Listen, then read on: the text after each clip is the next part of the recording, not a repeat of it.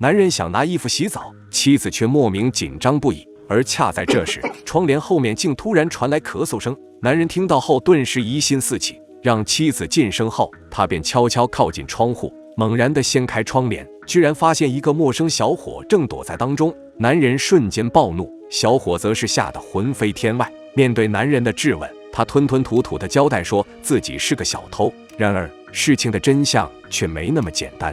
女人名叫罗美莲，长相靓丽，身材姣好的她是个全职太太。她的丈夫于国强老实顾家，事业有成，在外人看来，这是一个令人羡慕的小家庭。然而随着时间的推移，罗美莲却渐渐不满足现状。为了寻求刺激，她背着丈夫和一个叫曾子峰的小伙好上了。曾子峰年轻帅气，充满活力，不安分的罗美莲很快就沦陷其中，无法自拔。这次她又趁着丈夫出差，将曾子峰偷偷叫到家中幽会。可就在天雷即将勾动地火的时候，外面突然传来了敲门声。由于航班取消，于国强竟提前回来了。罗美莲和曾子峰顿时吓得魂飞天外。慌乱中，罗美莲竟试图让曾子峰通过窗户爬下水管道下楼，却忘记自己的套房在10几层。听到丈夫的敲门声越来越急促，罗美莲顾不上曾子峰，稍微整理了下衣服和床铺，就来到大厅开门。原来为了安全偷情，罗美莲将门反锁了。于国强拿钥匙打不开，才又敲门又打电话。面对丈夫的质问，罗美莲谎称自己在睡美容觉，反锁门是因为一个人在家害怕。于国强闻言没再多问，想进卧室补个觉，可却被紧张的罗美莲一把拉住。罗美莲指责于国强满身汗味，想引导他先去洗澡。可当于国强想去拿衣服的时候，罗美莲又大声吼住了他，说衣服他会帮忙拿，让于国强先进浴室。罗美莲想趁着丈夫洗澡的机会偷偷放走曾子峰，可她万万料不到，于国强又突然来到卧室，说想打电话告诉同事出差取消的事。罗美莲闻言，心顿时提到了嗓子眼。而偏偏在这个时候，窗帘里的曾子峰没憋住，咳了一声。于国强听到后马上警觉了起来，不顾罗美莲的阻拦，悄悄来到窗前，猛然拉开了窗帘，发现了帘后的曾子峰。于国强当即暴怒，质问妻子是怎么回事。罗美莲短暂恍惚后，马上强装镇定地表示自己也不认识曾子峰，可能是个小偷，趁自己睡觉的时候溜进来的。但于国强却并不相信，一把将曾子峰拉了下来。此时的曾子峰也已然吓破了胆，顺着罗美莲的话，急忙谎称自己确实是来偷东西的，以为白天房主不在家。然而于国强却想起家里的门明明已经反锁了，小偷怎么进得来？罗美莲闻言瞬间慌了神，只能含糊其辞说不知道。曾子峰则马上补充说，他是在家里有人的时候偷偷溜进来的，发现罗美莲睡得正熟，就准备行动，结果却听到罗美莲的电话响了，惊慌中只能先躲到窗帘后面。两人的谎言明显漏洞百出，可情绪剧烈波动的于国强愣是没发现破绽，真将曾子峰当成小偷，上去就是一顿拳打脚踢。担心事情闹大，罗美莲马上拦住了丈夫，说既然小偷没得逞，这件事就算了。可她万万料不到，于国强还真从曾子峰口袋中搜出了自己的手表。人赃并获，于国强此时更加确认曾子峰就是个小偷，当即要将其押到派出所。曾子峰闻言顿时吓坏了，急忙向罗美莲使眼色，说自己最害怕警察，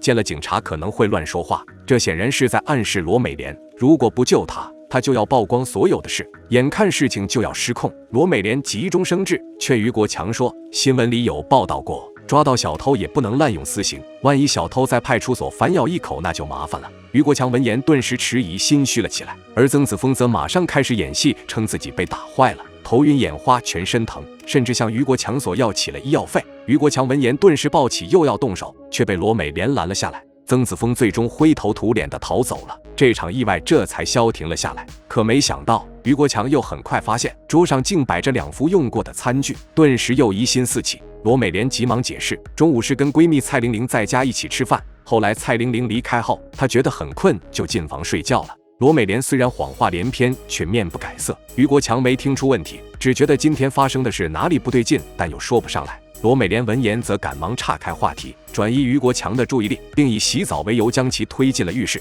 以防万一。罗美莲还偷偷打电话跟闺蜜蔡玲玲通气。做完这些，罗美莲才松了一口气。可于国强却发现自己的 K 金领带夹和古玩手镯不见了，他当即怀疑是曾子峰偷的。罗美莲心里顿时也泛起了嘀咕，她并不认为曾子峰会偷家里的东西，但表面上还是顺着丈夫的话演戏。第二天，罗美莲就赶到曾子峰住处，看着小情人鼻青脸肿的样子，她当即心疼不已，马上掏出了医药费补偿曾子峰。曾子峰当即喜笑颜开。可当罗美莲提到丈夫的手表为何会在曾子峰口袋里时，曾子峰却紧张了起来，解释称当时情况紧急，可能是自己在慌乱中不小心拿错了。曾子峰的眼神在不断躲闪，听罗美莲说丈夫还有东西丢失的时候，更是大声质问罗美莲是否不信任她，以掩饰自己的慌张。见小情人生气，罗美莲急忙安慰认错。她最终将怀疑对象锁定在了家里的钟点工身上，回去后很快就辞掉了对方。而有了小情人的滋润，罗美莲对于国强的索取是抗拒不已，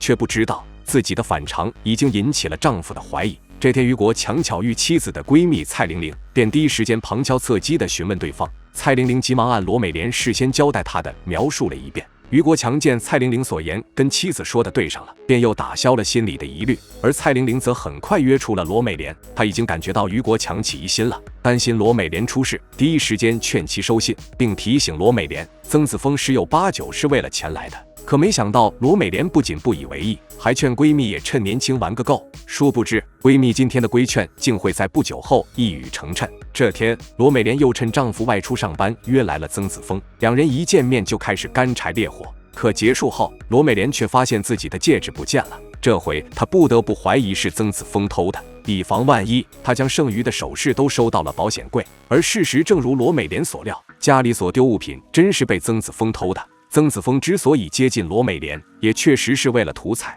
每次跟罗美莲激情完后，他都会顺走一件东西。然而这次，曾子峰的如意算盘却打通了。但他准备在行动时，却发现首饰都被收起来了。曾子峰知道罗美莲已经对他有戒心了，但他却并没有就此放弃。没几天，曾子峰就以投资做生意为由，向罗美莲开口借钱，称以后赚钱了可以养他。曾子峰显然是想捞一把大的。然而此时的罗美莲已经嗅出了当中的问题，马上以家里的钱都是丈夫在管为由，拒绝了曾子峰。不料曾子峰却当场恼羞成怒，斥责罗美莲心里根本没他，两人最终不欢而散。发现自己想要的激情已经跟金钱扯上关系，罗美莲开始对这段地下情萌生退意，却不知道自己早已深陷泥潭。这天，曾子峰竟故意趁于国强休息时间打通了罗美莲的电话，又恰好被于国强接到了。虽然曾子峰最后说打错电话了，但罗美莲看到号码后还是瞬间忐忑了起来。想起曾子峰那天愤怒离去的样子，她开始害怕对方乱来曝光自己的丑事。思前想后，罗美莲决定拿5万块钱跟曾子峰彻底结束关系。可没想到曾子峰竟当场翻脸，嫌钱少。罗美莲这才看清对方的真面目，因为分手费的问题，两人再次吵得面红耳赤。最终，曾子峰还是收下了钱。罗美莲以为事情能就此结束，可没想到没2天，曾子峰竟直接找上门向罗美莲索要钱财。他甚至知道罗美莲将财物都收到家里的保险柜中了。罗美莲当即暴怒拒绝，不料曾子峰竟拿出手机，直接编辑了一条他跟罗美莲正在家厮混的短信，发给了于国强，以此威胁罗美莲借钱。罗美莲万万料不到，当初追寻的激情竟成了自己的噩梦。束手无策的他，最终还是将所有首饰交了出来，想让曾子峰写欠条。但已经得手的曾子峰根本不予理会，得意洋洋地离开了。没多久，于国强就匆匆赶回了家中，看到妻子紧张搓手的样子，他马上回拨了刚才发短信的号码，却发现对方已经关机了。